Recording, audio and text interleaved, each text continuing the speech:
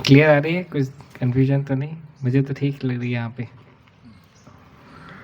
तो मेरी पिछली क्लास में आप में से कौन कौन भक्त प्रेजेंट थे? लगभग सभी। ओके। कोई पॉइंट याद है क्लास का? कोई 3 पॉइंट रिकलेक्ट करेंगे?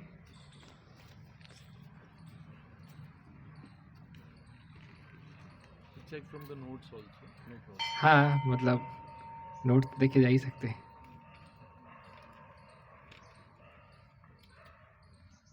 इसीलिए लिखना बहुत इम्पोर्टेंट है, क्योंकि forgetfulness is very common and prominent, specially in Kaliyuga. हम तो ये भी नहीं बता सकते हमने 1 हफ्ते पहले क्या खाया था है कि नहीं? या 1 हफ्ते पहले क्या कपड़े, कौन से कलर की कौन सी टी शर्ट, कौन से क्या कपड़ा पहना था, नहीं बता सकते। मैं बता सकता हूँ क्योंकि मैं रोज़ ही सैफरन पहनता हूँ साल भर ही पहनता हूँ बाकी otherwise forgetfulness is very prominent. कोई 3 पॉइंट?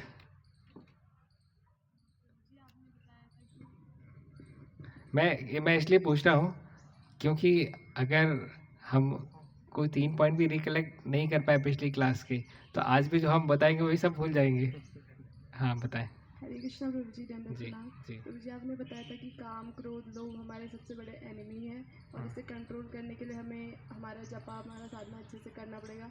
ये अनर्थ निवृत्ति कैसे होगी अगर हम ये नहीं करेंगे तो? Very good point, thank you. और कोई पॉइंट? हाँ जी बताएं। माइक पे बोल सकते, सब सुन लेंगे। हरे कृष्ण दंडवत प्रणाम। प्रभु जी, आपने एक चीज़ बताई थी कि जो पीपल हैं वो हमको एक्चुअली सफरिंग नहीं देते, वो एज ए इंस्ट्रूमेंट का काम करते हैं हमारे पास्ट कर्मास डीड्स को हमारे सामने लाने के लिए।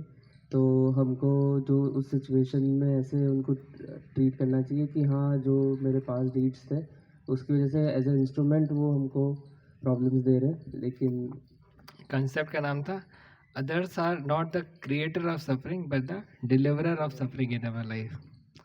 ये मैं बोलता हूँ कि मेरे जितने भी कंसेप्ट उनमें जीवन में प्रसन्न रहने के लिए बहुत इंपॉर्टेंट कंसेप्ट है ये, क्योंकि ज़्यादातर हमारे जीवन में डिससेटिस्फैक्शन इसी वजह से रहता है। Suppose if a person is doing very nicely but others और the senior is not appreciating him, तो डिस्करेज हो जाता है। उसको लगता है कि गलतियाँ तो 4 बता देते हैं, है ना, अप्रिशिएट एक बार भी नहीं करते।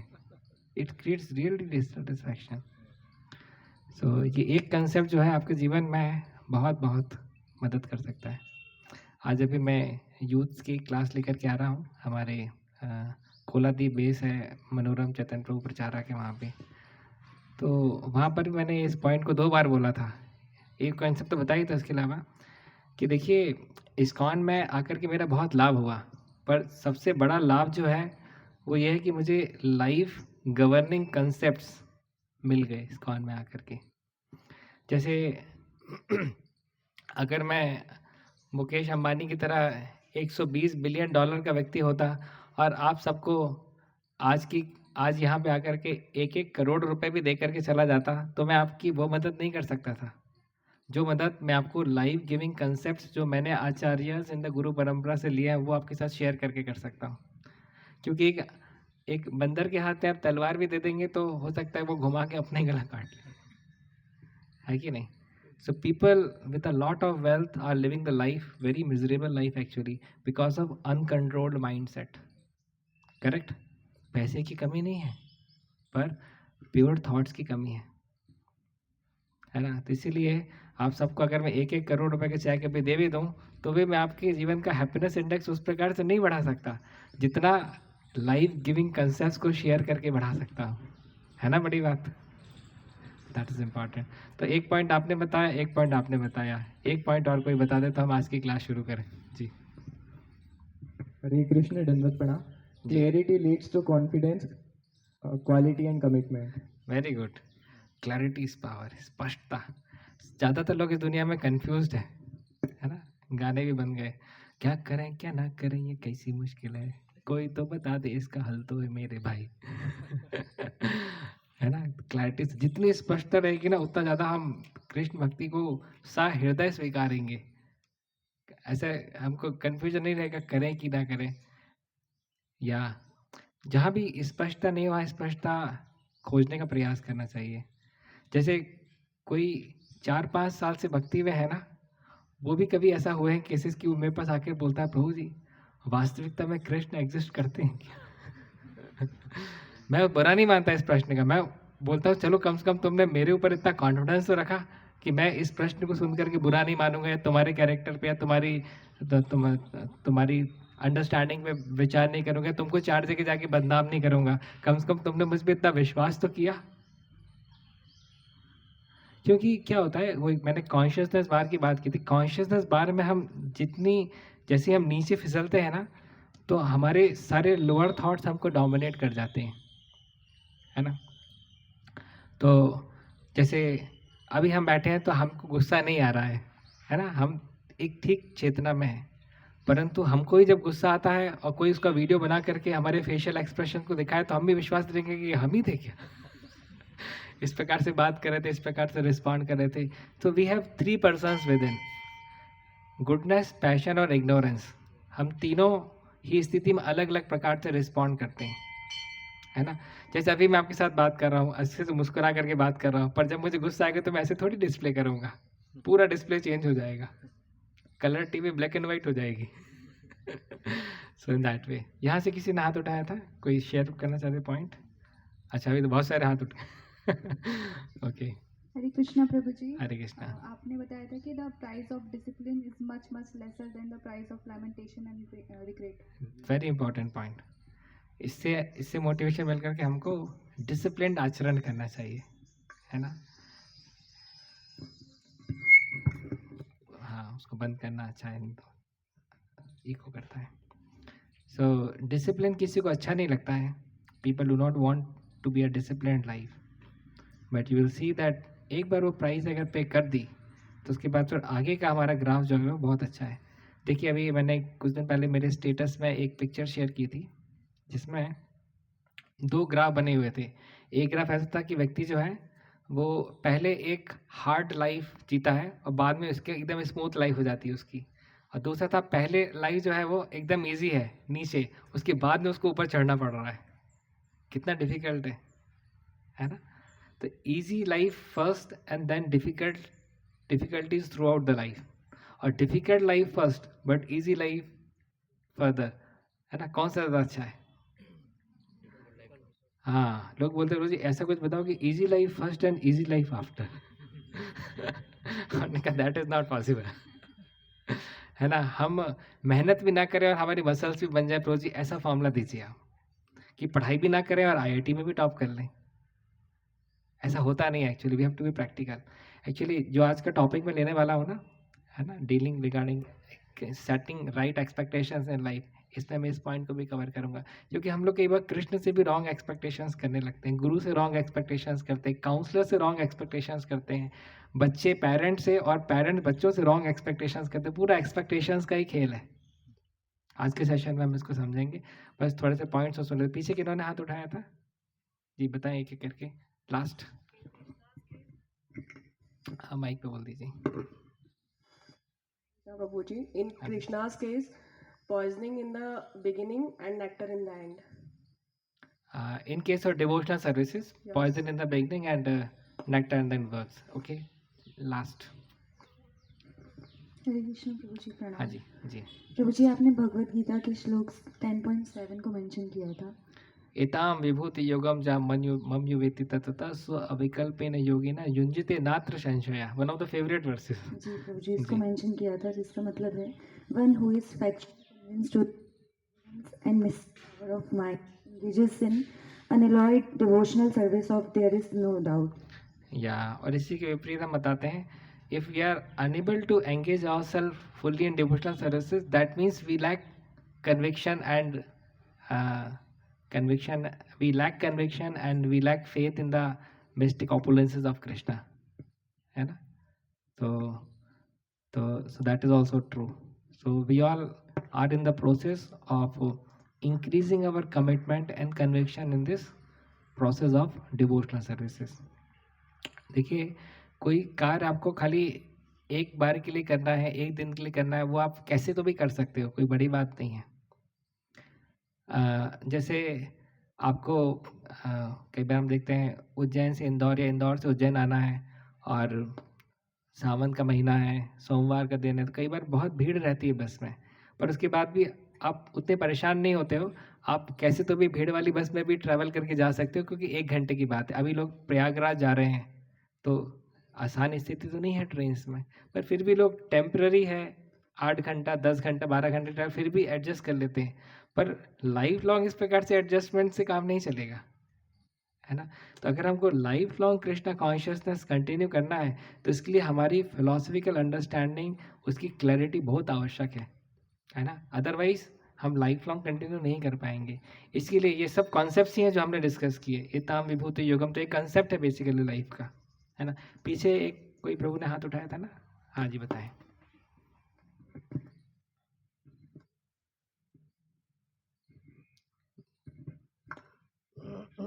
हरे कृष्णा प्रभु जी, धन्यवाद। हरे कृष्णा। प्रभु जी, आपने जो क्वेश्चन आंसर चल रहे थे उसमें बताया था एक कंसिस्टेंसी इन डिवोशन जो हम रख नहीं पाते, और 6 अनर्थास में जो आपने बताया था कि जैसे एक उदाहरण दिया था धातु का मेल्टिंग पॉइंट का, हाँ। तो जिस पे ज़्यादा फोकस हम नहीं कर, मतलब जो ज़्यादा हमें परेशान कर रहा है उस पर उतना ही एनर्जी हमें लगाना होगी। वो बहुत अच्छा लगा था प्रभु जी, थैंक यू प्रभु। हरे कृष्णा। अभी जैसे आप 5 लीटर मिल्क एक भगोने में रखे हो, उसको उबालने के लिए रखे हो, और नीचे आपने मोमबत्ती जलाई हुई है। आप बोलोगे प्रभु जी 15 मिनट हो गए कुछ नहीं हुआ, 25 मिनट हो गए कुछ नहीं हुआ, बोले आधा घंटा हुआ कुछ नहीं हुआ, बोले 1 घंटा हुआ कुछ नहीं हुआ। अरे तो फ्लेम भी तो देखो क्या थी है ना। पिचकारी लेके चले हैं हम ज्वालामुखी बुझा देने को है कि नहीं। 1000 पिचकारी भी मारोगे तो कुछ नहीं होगा उसमें। ज्वालामुखी में लावे का टेम्परेचर मालूम है कितना होता है? 1190 डिग्री सेल्सियस। सोचिए जरा। तो इसी प्रकार से अनर्थों की आग इतनी सारी ज्वालामुखी जैसी लगी हुई है, और हम फर्जी टेंटिंग से उसको मिटाने चले हैं, है कि नहीं। तो ऐसे काम नहीं चलता। तो आप प्रॉपर फ्लेम में रखिए। 5 लीटर दूध के 15 लीटर दूध भी उबलेगा, पर उसको फ्लेम उस प्रकार से चाहिए पड़ेगी, है ना। दैट्स व्हाई स्क्रिप्चर सेज तीव्रेण भक्ति योगेन इंटेंसिफाई डिवोशनल सर्विसेज। इसके लिए मेल्टिंग पॉइंट वाला कंसेप्ट बहुत इंपॉर्टेंट है, क्योंकि एक कोई अनर्थ है, हम सालों से नहीं, सदियों से, दशकों से नहीं, सेंचुरीज से, लाइफ टाइम से लेकर के चल रहे हैं, है कि नहीं। और सोच रहे हैं कि 6 महीने की चैंटिंग में कि 2 साल की चैंटिंग में वो गया क्यों नहीं। तो एक्सपेक्टेशन की बात है ना, रॉन्ग एक्सपेक्टेशन है हमारी, है कि नहीं। अब आप समझ सकते हैं बिहार में डिसिप्लिन लाना कितना कठिन काम है ना। पैसिफिक ओशन को साफ करना कितना कठिन काम है। जम्मू कश्मीर में लॉ एंड ऑर्डर लाना कितना कठिन काम है। तो इसी प्रकार से हमारा हृदय इतने समय से अनर्थों से ग्रस्त है, हम सोचे कि बस हमको आप चुटकी बजा करके क्लियर करने वाला कोई बात दे दो। भाई आपकी उधारी कोई 2, 5, 10 लाख की नहीं है, आपकी उधारी है 10,000 करोड़ की। अब वो ऐसे तो नहीं मिटेगी ना, भले चाहे आपके हमने 10 लाख रुपए क्या 1 करोड़ और प्रति माह की भी जॉब लगा दी, तो भी तो 10,000 करोड़ की उधारी ऐसे नहीं चुक जाएगी ना। So that we have to understand the process and the reality behind it, है ना। तो इस प्रकार से क्या है कि हमारा कभी भी फेथ लॉस नहीं होगा प्रोसेस में, and faith is the bottom element in devotional services, है कि नहीं। अब एक आचमन लेते हो, पानी डालते हो, उसमें एक मंत्र के माध्यम से ही तो उसको शुद्ध करते हो ना। पूरे नहाने के बाद में आप बोलते हो ओम केशवाय नमः, ओम नारायणाय नमः, तो मंत्र ही तो है ना जो कुछ है। बाकी ग्रॉस लेवल पे तो कुछ नहीं हुआ। आप में से ऐसा कौन व्यक्ति है जो कि एक ऑफर्ड खीर और एक अनऑफर्ड खीर में डिफरेंस क्रिएट करके बता देगा? कोई भी नहीं बता पाएगा, है ना, क्योंकि उसके फिजिकल कंपोनेंट सेम ही रहते हैं। कई बार भक्त लोग बोलते हैं कि प्रभु जी इन्होंने इतना सुंदर प्रसाद बनाया है, इन्होंने ऑफरिंग इतने अच्छे से की थी, इस कारण से इसमें टेस्ट आ गया। ये ठीक है, आपके इमोशनल सेटिस्फैक्शन के हिसाब से ठीक है। हम बाहर के किसी हलवाई जो कि नॉन डिवोटी, उसके हाथ का भी हलवा आपको खिलाएंगे, आपको अच्छा लगेगा। फिजिकल कंपोनेंट्स की बात करेंगे तो, है कि नहीं। तो we have to see Krishna consciousness in the realistic plane. ऐसे नहीं कि जस्ट ऑफरिंग करने से उसमें टेस्ट आ गया, फिर कल के दिन वही टेस्ट गड़बड़ आएगा तो फिर डिवोटी को आप परेशान करोगे है ना। तो वही मैं कहा, 1-2 दिन अगर आपको एक्टिंग करनी अच्छे से कर सकते हैं, पूरे सालों साल, दशकों दशक, पूरे जीवन भर अगर आपको कृष्णा कॉन्शियसनेस अगर फॉलो करना है, have your understanding very clear, ताकि हम अपनी स्वयं की मदद कर सकें। करेक्ट। तो इनफैक्ट देखिए जैसे 2011 में मैंने ब्रह्मचारी आश्रम इस्कॉन उज्जैन ज्वाइन किया था, तो I was the first brahmachari from my college and second brahmachari from the whole preaching of Madhya Pradesh. First one was Chaitanya Charan Prabhu. या तो मेरे सामने बहुत पिक्चर अनक्लियर थे, है ना. मुझे तो ये भी नहीं मालूम था कि ये आश्रम में ये लोग बीमार पड़ते हैं तो दवाई खाते हैं कि हरे कृष्णा जपते हैं. क्योंकि क्लैरिटी नहीं थी ना. अब आप अंडमान निकोबार आइलैंड में जाने वाले हो, अभी आपको क्या स्पष्टता बताइए उस आइलैंड के बारे में, है ना. तो इन दैट वे, तो I develop first of all I developed a lot of clarity with them कि how the things function, how the things happen, क्योंकि I am the pioneer of that thing. इसीलिए सबसे पहली बार जब किसी ने train बनाई होगी बहुत मेहनत लगी होगी, समझ सकते हैं ना. सबसे पहली बार जब पटरियाँ बिछी होंगी कितनी मेहनत वाला काम है, समझ सकते हैं. यहाँ से लेकर के आपको दिल्ली तक पटरी बिछानी कितना कठिन काम है. आज भारत देश में 23,000 ट्रेन चलती हैं. 13,000 ट्रेन तो उसमें से आपकी ये है पैसेंजर हैं, 10,000 ट्रेन आपकी एक्सप्रेस है. Simply I am just sharing datas which can easily be found in the Google. Correct. कितना बड़ा मैनेजमेंट इन्वॉल्व है. 23,000 ट्रेन एक दिन में, 24 घंटे में 23,000 ट्रेन चल रही हैं. समझ सकते हैं कॉम्प्लेक्सिटी ऑफ द सिचुएशन. इसके लिए पूरी एक रेलवे मिनिस्ट्री है ना. इससे ज़्यादा कॉम्प्लिकेटेड इस पूरे वर्ल्ड की जो इक्वेशंस हैं जो कि भगवान श्री कृष्ण मेंटेन करते हैं. कोई व्यक्ति बोल दे कि रेलवे मिनिस्ट्री अपने आप चल रही है तो आपको कुछ उसको गलत साबित करने की ज़रूरत नहीं है. वहाँ से बात ही नहीं करना अच्छा है, क्योंकि उसकी मूर्खता का लेवल ऐसा है ना कि वो बोल रहा है कि रेल मिनिस्ट्री अपने आप चल रही है, 23,000 ट्रेनें अपने आप चल रही हैं, उसमें कोई मैनेज करने वाला नहीं है. तो ये उसकी मूर्खता को दर्शाता है. कोई व्यक्ति का बोलता है कि ट्रेन मिनिस्ट्री ऐसे ही चल रही है, अपने आप चीज़ें हो रही हैं, उससे बात करने की जरूरत नहीं, क्योंकि बात करने के लिए व्यक्ति का एक लेवल होना ज़रूरी है कि नहीं. कोई मेरे से बोलता है 2 और 2 5 होते हैं, तो उसको कभी प्रूफ नहीं करते कैसे 2 और 2 4 होते हैं. करेक्ट. कोई बोले गाय के सिर में 3 सींग, मैं तुरंत हाथ जोड़ लेता हूँ, हाँ जी हैं. That is my maturity. Correct. So in that way it's very important that we have very strong fundamental understanding in our life. That see एक अधोश्रद्धा, साधु संग, भजन क्रिया, अनर्थ निवृत्ति, निष्ठा, रुचि, आसक्ति, भाव प्ले, जो 9 लैडर्स हैं, इस पर निष्ठा के स्तर के फेथ की डेफिनेशन है कि व्यक्ति जो है वो किसी भी स्थिति में डगमगाएगा नहीं. कोई व्यक्ति हो सकता है कि वो सामने वाले को प्रूफ नहीं भी कर पाए, पर उसका फेथ कोई शेक नहीं कर सकता. That is the faith on the platform of निष्ठा. और हम चाहते हैं कि आप सभी लोग, इस्कॉन से जुड़े हुए सभी लोग जो हैं, उनका फेथ लेवल एटलीस्ट उस लेवल तक पहुँचे, and that will further lead to रुचि, and that will lead to आसक्ति, है ना. इतनी हमारी आसक्ति रहेगी भगवान की सेवा करने के लिए, भगवान की हरिनाम लेने के लिए, कि जिस प्रकार का मज़ा एक बछड़े को गैया का दूध पीने में आता है ना, उस प्रकार का मज़ा हमको डिवोशनल सर्विसेज परफॉर्म करने में आएगा. That is a natural process, it's not on the artificial platform. बछड़ा कोई एक्टिंग नहीं करता है. He is genuinely and ईगरली waiting कि कब उसकी रस्सी खुलेगी और कब उसको जो है गाय का दूध पीने के लिए मिलेगा. जिनने गौशाला चलाई है, देखी है, वो समझ सकते हैं इस एग्जाम्पल को. कई बार हम लोग है ना, बछड़ा ज़्यादा दूध ना पी ले, उसका पेट खराब होगा, तो उसके लिए उसको हटाते हैं ना, हटता नहीं है प्रभु जी. हमारे योगेश्वर में बहुत बलिष्ठ भक्त हैं, वो उसको गले से खींचते, हंसता नहीं है, उसके फिर कान पकड़ के खींचते हैं, खूब तेज से खींचते हैं, पूरा कान उसका खींचाता है, उसके बाद भी छोड़ता नहीं है. वो इतना आसक्त है. फिर जब मतलब प्रेशर ही इतना ज़्यादा हो जाता है कि उसका कान खींचा ही चला था, तब वो छोड़ता है. इतना आसक्त है. सोचिए, दर्द हो रहा है ना कान में जब कान खींचा जा रहा है तो फुल फोर्स के साथ में, पर दूध पीने की आसक्ति इतनी तेज है. इस प्रकार का डिवोशन था प्रहलाद महाराज का, है ना, कि कुछ भी कर लो, हम तो हरि की भक्ति नहीं छोड़ेंगे. बोले ऊपर से फेंकना है फेंक दो, अग्नि में जलाना है जला दो, कुछ करना करता हम तो नहीं छोड़ेंगे. आसक्ति का स्तर है. तो we should have good examples in our life. कोई भी व्यक्ति अगर इंटरनेशनल क्रिकेट में अपनी पोजीशन बनाना चाहता है, he need to associate with good cricketers and people. He need to have some aspirations like good cricketers like MS Dhoni और सचिन तेंदुलकर. तो जाकर के उनकी लाइफ हिस्ट्री देख करके उसका क्रिकेट में आगे बढ़ने की दिलचस्पी बढ़ेगी. इसलिए हमको आचार्यों की, गोस्वामी की हिस्ट्री पढ़नी चाहिए. क्यों? क्योंकि उनके जीवन का डेडिकेशन, डिटर्मिनेशन देख करके हमारे जीवन का डेडिकेशन और डिटर्मिनेशन, कमिटमेंट, डिसिप्लिन बढ़ेगा, है ना. बोलते हैं एसोसिएशन इज़ वेरी पावरफुल. आप शराब पीते हैं? नहीं पीते हैं. आप 4 ऐसे दोस्त आपके फास्ट फ्रेंड बन जाए, तो चारों के चारों शराब पीते हैं, गारंटी हमारी और विश्वास आपका, आप शराब पीना शुरू कर देंगे 3-4 महीने में.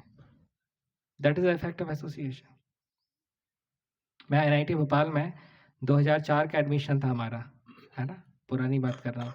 95% स्टूडेंट जो थे हमारे कॉलेज के, ना कोई सिगरेट पीता था ना कोई शराब पीता था, पूरे नशे से मुक्त थे 95%।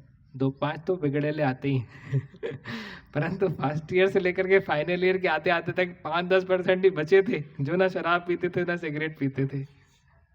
तो जो संस्कार उन्होंने 18, 19, 20 साल की उम्र तक पाले, जो फॉलो किया, वो कैसे 4 साल में बिगड़ गया या बदल गया? Because of the power of association, है ना। तो हम वो हैं जो हमारा संघ है। We are whatever association is, ये पॉइंट लिख लीजिए। We are whatever association is. जैसा हमारा संघ होगा वैसे ही हम बन जाएंगे, है ना। तो again coming back to this point of expectation, तो फॉर्मूला हमने पिछले क्लास में भी डिस्कस किया था, आपने नहीं लिखा हो तो अभी भी लिख सकते हैं। Satisfaction is equal to performance upon expectation. Satisfaction is equal to performance, जो भी हमारा परफॉर्मेंस रहता है, डिवाइडेड बाय एक्सपेक्टेशन। तो इसलिए परफॉर्मेंस पे तो काम करना ही है, पर एक्सपेक्टेशन पे काम करना बहुत आवश्यक है ना। एक्सपेक्टेशन पे कार्य करना बहुत आवश्यक है। इसके लिए एक बहुत अच्छी एक रोचक स्टोरी आती है। एक बहुत ही होनहार डॉगी था, है ना। तो ये डॉग इतना स्मार्ट था कि एक बार एक व्यक्ति इसको फॉलो कर रहा था, तो इसने देखा कि ये एक बास्केट लेकर के, डॉगी जो है एक छोटी सी बास्केट लेकर के, और उसमें कुछ पैसे भी थे, वो लेकर के एक बस में चढ़ता है। तो इसको बड़ा आश्चर्य होता है कि अरे एक डॉग कैसे बस में चढ़ सकता है। बस में चढ़ता है और देखता है कि कंडक्टर को भी वो इशारे से भौंक के बुलाता है। कंडक्टर भी उसमें पैसे निकालता है और पैसे में से थोड़े पैसे काट करके वापस उसी बास्केट में रख देता है। बहुत सरप्राइज़ होता है इसको। इसके बाद फिर सोचता है कि अब मैं अपना जो काम है वो तो बाद में करूँगा, पहले इस डॉग को मैं ऑब्जर्व करूँगा आगे आगे क्या क्या करता है। और डॉग जो है वो जा कर के स्टोर में जाता है। स्टोर में जा कर के फिर से वो बास्केट दिखाते हैं, वो जो लिस्ट रहती है उसमें जो सामान की परचेजिंग लिस्ट, वो लिस्ट भी बाजू में रहती है पैसे के साथ में। तो परचेजिंग लिस्ट देख करके जो वहाँ का शॉप का ओनर रहता है वो सारे आइटम जो है उसी बास्केट में डाल देता है, पैसे लेता है, पैसे भी काट करके बाकी उसमें डाल देता है। और फिर से डॉग वही करता है, उसी बास्केट को उठा करके बस में चढ़ता है और बस से उतर करके फिर अपने ओनर के घर में आता है। अब जब ओनर के घर में आता है तो ये बहुत एक्साइटेड रहता है ये व्यक्ति, जो कि इस पूरे डॉग की पूरी इस जर्नी को ऑब्जर्व कर रहा था। तो सोचता है कि मैं इसके ओनर से मिलना चाहूँगा, कितना महान व्यक्ति है ये, कैसे इसने इसको डॉगी को ट्रेनिंग दिया। अब जैसे ही वो ओनर दरवाज़ा खोलता है और डॉग अंदर जाता है, फाट फाट फाट फाट 4-5 स्टिक से उस डॉग की पिटाई होने की आवाज़ सुनाई देती है। तो ये व्यक्ति तो भयंकर ही परेशान हो जाता है कि इतना ब्रिलियंट डॉग, इतना ट्रेन डॉग, और इसकी इस प्रकार से कैसे कोई पिटाई कर सकता है। तो अंदर जाता है और ओनर से बोलते हैं कि अरे why are you beating this dog, this is the dog of the, मतलब this is the smartest dog I have ever seen in my life, this is the dog of the millennium. तो बोलता है this is the third time he forgot to take the keys from the home, this is the third time he forgot to take the keys from the home, और मुझे आकर के दरवाज़ा खोलना पड़ा। That is called expectation difference, that is called expectation difference, है ना। तो देखिए हम अपने स्वयं से एक्सपेक्टेशन दूसरी रखते हैं, दूसरों से एक अलग प्लेटफॉर्म पे रखते हैं, है ना। जैसे हम अगर मिस्टेक करते, गलती करते तो हमको ज़्यादा बुरा नहीं लगता, परंतु दूसरा अगर गलती करता तो हमको बहुत बुरा लगता है ना। जैसे हम अगर हमारी गलती की वजह से हमारी ट्रेन या फ्लाइट छूट जाए, we will feel bad but we won't be feel so angry about it, correct. पर किसी दूसरे की वजह से छूट जाए तो सोच सकते हैं आपके क्रोध का क्या स्तर होगा। है ना, समझ सकते हैं ना। मैंने पिछली बार एग्जांपल दिया था क्या कि एक बार मैं डांस कर रहा था गुरु पूजा में, और एक हट्टे कट्टे भक्त थे, वो भी गोल गोल घूम के डांस कर रहे थे। उनका बहुत बलशाली भक्त थे, तो उनका मुख कला के ऐसा मुझे लगा सीधा। तो मेरा जबड़ा हिल गया और मुझे बहुत तेज गुस्सा आया उनके ऊपर। तुम देख करके डांस नहीं करते हो, इतना तुम्हारा सांड जैसा शरीर है ना, और तुम मोर जैसे नाच रहे हो। तो इस प्रकार से आई एक्सप्रेस माई डिससेटिस्फैक्शन. वो भी बोला सॉरी ब्रो जी सॉरी, क्योंकि अब आपके हाथ से किसी को मुक्का लगा है तो सॉरी बोला स्वाभाविक है. तो पर उसके बाद भी मेरा गुस्सा शांत नहीं हुआ. ये संभल करके डांस करना चाहिए ना, तुम्हारा सांड जैसा शरीर है. तो आई रिवाइज लेटर, फिर मैं तुरंत में डांस भी नहीं किया. मैं इतना गुस्सा आ गया कि मैं तुरंत ही डांस छोड़ करके रूम पे चला गया. मेरे दिमाग खराब हो जाता है ना इस प्रकार से. परंतु उसी के 2-3 दिन बाद जो है, मैं कुछ खा रहा था, कुछ सोचते हुए कुछ खा रहा था, तो मेरे ही दांत से मेरा होंठ जो है कट गया और खून भी निकलना शुरू हो गया.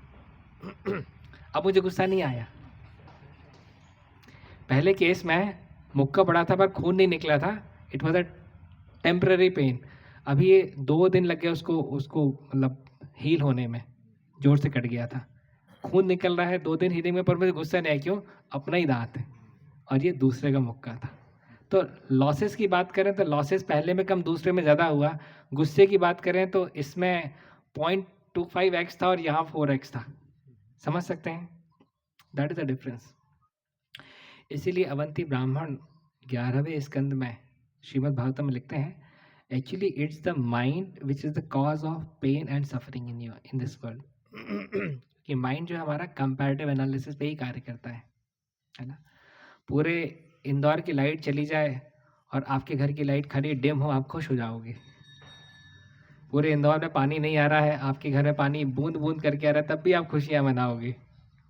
करेक्ट. पर पूरे इंदौर में पानी आ रहा है, आपके घर में डिम लाइट हो गई और टिप टिप करके पानी आ रहा है, आप दुखी हो जाओगे, है ना.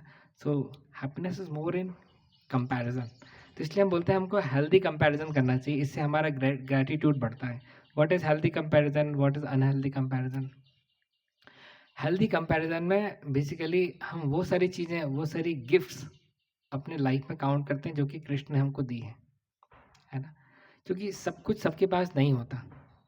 सब कुछ तो भगवान श्री कृष्ण के पास में ही है ना. 6 opulences. Krishna is most strong, Krishna is most beautiful, Krishna is most famous, Krishna is most wise, Krishna is most knowledgeable, Krishna is most wealthy and Krishna is most renunciant. हमारे इसमें ऐसा नहीं हो सकता है ना. जैसे एक बार एक हमारे भक्त थे, काफ़ी अभिलाषी भक्त थे. तो मैरिज ब्यूरो से बात कर रहे थे, तो उनसे पूछा आपको कैसी लड़की से विवाह करना है. बोले वे अति सुंदर होनी चाहिए, बहुत इंटेलिजेंट होनी चाहिए, बहुत नॉलेजेबल होनी चाहिए, पैसा भी अच्छा कमाए तो अच्छा है, और एकदम टोटली सबमिसिव होनी चाहिए. बोलिए आप ब्रह्मा जी को एक लेटर लिखिए, बोले आपके लिए एक नया प्रोडक्ट बना करके भेजें. क्योंकि फिजिकली तो ऐसा एग्जिस्ट नहीं करता है ना. कोई वुमेन अगर बहुत इंटेलिजेंट है, साथ में बहुत ब्यूटीफुल है, तो आपसे उससे उस लेवल की विनम्रता एक्सपेक्ट नहीं कर सकते. रॉन्ग एक्सपेक्टेशन है ना. So life satisfaction is all about expectation है ना. जैसे हमारे किचन इंचार्ज थे, पहले जब किचन इंचार्ज नहीं थे, नॉर्मल भक्त थे, तो जाकर के किचन में खूब कंप्लेंट करते थे. ये देखो आज सब्जी में नमक कम कर दी, ये देखो आज मिर्ची ज़्यादा कर दी, ये देखो आज चपाती अच्छे से नहीं सीखी, ये देखो आज चावल इतना बच गया. रोज कंप्लेंट कुछ ना कुछ करते थे. अब एक बार उनको ही किचन इंचार्ज बना दिया, और लोग बाग जो है आकर के कंप्लेंट जब करते थे तो बोलते थे इतना थोड़ी एक्सपेक्ट करना चाहिए हमसे. समझ रहे हैं ना, समझ रहे हैं. एक्सपेक्टेशन हमारी चेंज हो जाती है. जब हम लड़के वाले तो हमको लग रहा है इतना कम दहेज क्यों दिया, लड़की वाले तो हम बोलते इतना क्यों मांग रहे हैं. एक्सपेक्टेशन चेंज हो जाती है ना. तो ये होती है डुप्लिसिटी इन बिहेवियर एक्चुअली, है ना. इसी डुप्लिसिटी से हमको बाहर निकलने की आवश्यकता है. स्क्रिप्चर्स बोलते हैं कि हमको अपनी गलती पे ज़्यादा दुखी होना चाहिए, ताकि हमारा इन्फ्लुएंस ज़्यादा है हमारी मिस्टेक्स पे, हम उसको रिकवर कर सकते हैं.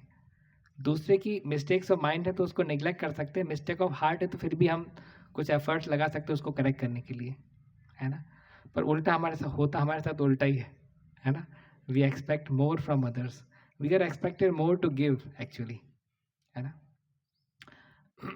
सुभाष चंद्र बोस कहते थे ना कि ये बात देखो कि देश ने तुम्हारे लिए क्या किया, ये देखो कि तुमने देश के लिए क्या किया है. You will be more satisfied. Orientation हमारा चेंज हो जाएगा बेसिकली. तो this world is not a hotel, this is more like a hospital. अभी आप होटल में जाते हो तो 4 सब्जियों में से किसी एक भी सब्जी में नमक ऊपर नीचे होता है तो आपका दिमाग खराब होता है। Why? Because you are going for enjoyment actually, है ना? पर हॉस्पिटल में जाते हो तो आपको 4 इंजेक्शन लगते हैं, आपको बुरा नहीं लगता because you have gone with that expectation कि इंजेक्शन तो लगेंगे ही सही, है ना? चीर-फाड़ तो होगी ही सही। तो expectation is directly proportional to satisfaction, correct?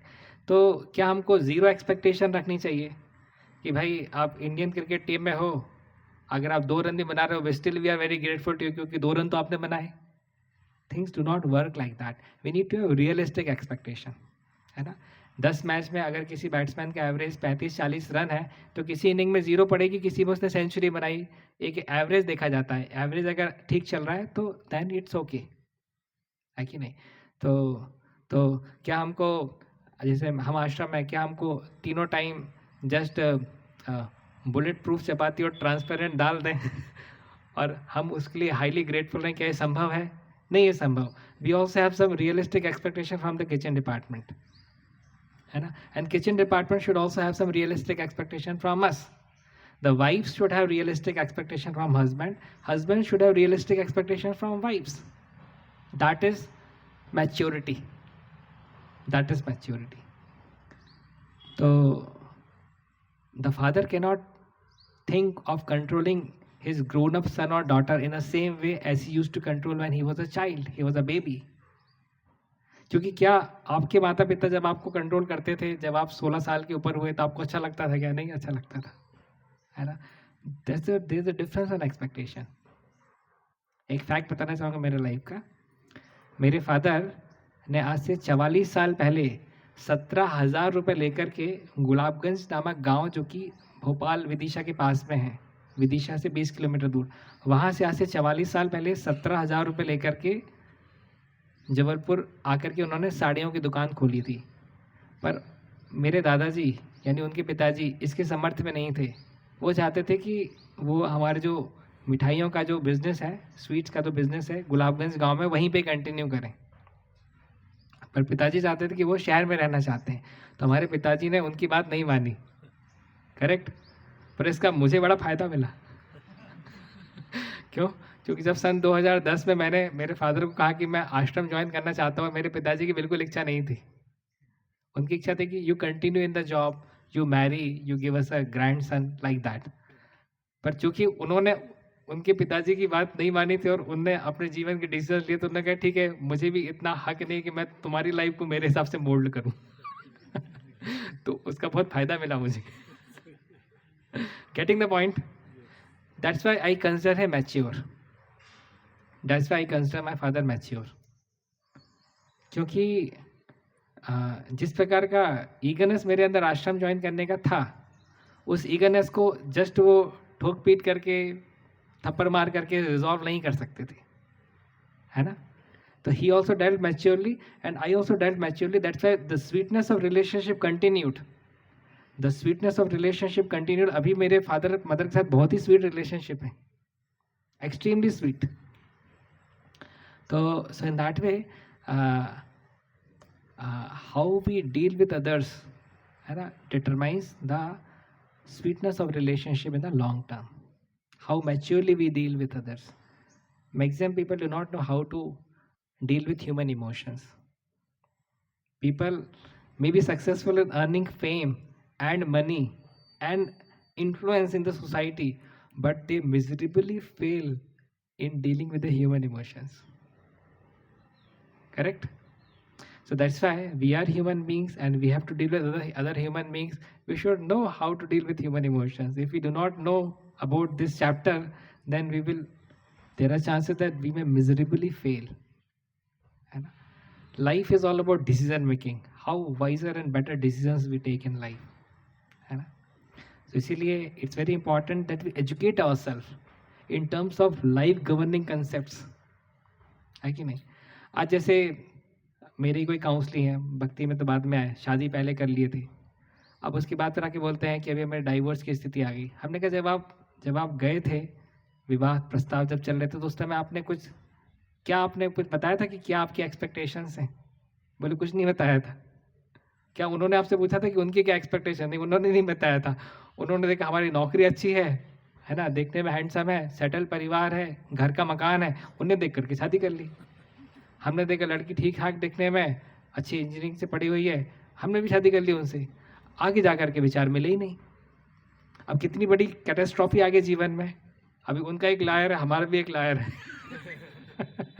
Case 3 साल से चल रहा है ना, कितना पैसा इन्वेस्ट हो रहा है। इसीलिए whatever big decisions we take in life, it's very important we take them very wisely, है ना। अभी एक माता जी हैं 33 ईयर्स ओल्ड की, उनका भी डाइवोर्स केस चला, तो वो बोले कि अभी मैं तो इसके साथ नहीं रहना चाहती हूँ और मेरे माता पिता चाहते हैं कि मैं इसी के साथ रहूँ। अभी आप बताइए मुझे हमको क्या करना चाहिए। हमने कहा हम क्या बताएंगे तुमको क्या करना है हमने कहा हम आपको कंसेप्ट दे सकते हैं। हमने कहा आप जब सबसे अच्छी कॉन्शियसनेस में सुबह आप उठते, सबसे फ्रेश दिमाग में हो, सबसे अच्छी चेतना में हो, उस समय आप 2 पन्ने ले लीजिए, कॉपी के 2 पेज लीजिए। एक पेज में लिखिए what are the reasons for you to divorce your husband. दूसरे पेज में लिखिए what are the reasons for which your parents want you to continue with your married life. दोनों का अच्छा एनालिसिस कीजिए, दोनों की रीजनिंग्स दीजिए, और रीजनिंग के बेसिस पे आपके घर में, परिवार में जो सबसे बुद्धिमान लोग हैं, चाहे आपका भाई बुद्धिमान हो, जो भी बुद्धिमान हो, चाचा बुद्धिमान हो, उसको लेकर के साथ में बैठिए और उनके साथ में बेसिकली अपने थॉट्स को ओपन एंड ऑनेस्ट कम्युनिकेशन के तहत शेयर कीजिए। इसके बाद में एक अच्छी डिसीजन मेकिंग पे आइए। So life is all about decision making, correct. सो हम एक अच्छी healthy Krishna consciousness life lead करना चाहते हैं, तो इंटेलिजेंट सेंटर्ड होना चाहिए, ना कि इमोशन सेंटर्ड, ना कि माइंड सेंटर्ड, करेक्ट। इमोशंस में बहेंगे तो फिर कहाँ बह के चले जाएंगे हमको ही पता नहीं लगेगा, करेक्ट। हाँ, बी इंटेलिजेंट सेंटर्ड, है ना। 2 प्रकार की टी-शर्ट्स होती हैं, एक पे लिखा होता है जस्ट डू इट, है ना, दूसरे पे लिखा होता है थिंक बिफोर यू एक्ट। मुझे थिंक बिफोर यू एक्ट वाली टी-शर्ट अच्छी लगती है ना। उसमें हमको पहले थोड़ा सोचना पड़ता है, थोड़ा कष्ट लेना पड़ता है, थोड़ा मेंटल लोड लेना पड़ता है, और बाद की इक्वेशंस हमारी अच्छी चलती हैं, है ना। How to create win win situation in life, very important, very important. आज एक माता जी थी, बोली हमारी 10 साल की लड़की है ना। अब दादी ने उसकी ऐसी हालत ख़राब करके रखी है कि जो भी काम उसको करवाना रहता है वो बोलती है हमें 10 रुपये दो तो काम कर लेंगे, है ना। जैसे कभी उसको स्कूल नहीं जाना है तो बोलेगी आज मैं स्कूल नहीं जाऊँगी, फिर दादी उसको बोलेगी ठीक है तुमको 10 रुपये देंगे तो चली जाएगी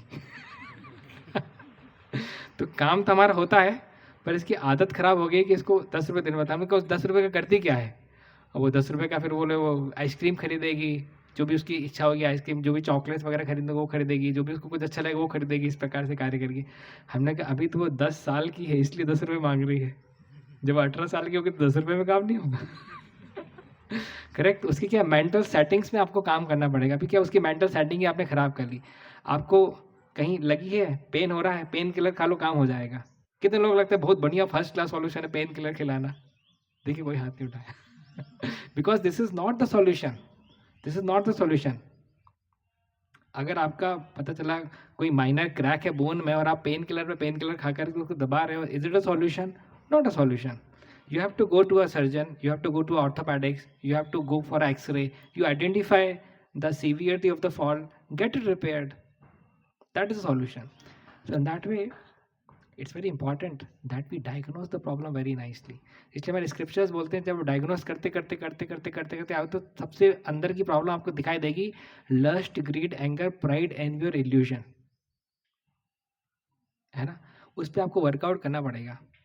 सी 2 वजह से व्यक्ति का पेट खराब होता है, या तो फिर उसने ओवर ईटिंग कर ली होगी रात में, या तो फिर उसको कुछ इन्फेक्शन हो गया होगा, है ना, कुछ बैक्टीरियल इन्फेक्शन हो गया, कुछ खाने में कुछ गड़बड़ आ गई, कुछ फूड पॉइजनिंग हो गई। बेसिकली दोनों के इलाज अलग अलग है ना। अगर आपको ओवर ईटिंग की वजह से आपको लूज मोशन से वॉमिटिंग हो रही है, you fast for 12 hours, 14 hours, 16 hours, that will be better, और take some very light food if you want.